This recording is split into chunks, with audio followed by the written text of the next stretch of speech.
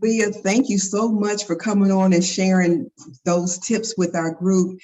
So just as a little quick recap, what are the top three things that you would recommend as agents that we either provide, information to our clients or our buyers or sellers in order to help them to have a credit score that will help them in the long run? Well, definitely have a plan. So a plan or a goal and set your budget and save money, because the less you are charging and racking up, the better your score is going to be, because you're saving money for yourself.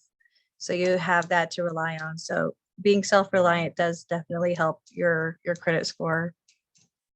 Okay. And so you said plan and a budget and save.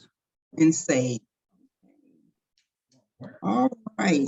Well, thank you so much, Leah. That we really appreciate your assistance, and hopefully those that are in the Jumpstart can look at the video in the Agent First library so that you can see the full thing. Otherwise, you guys have a great day.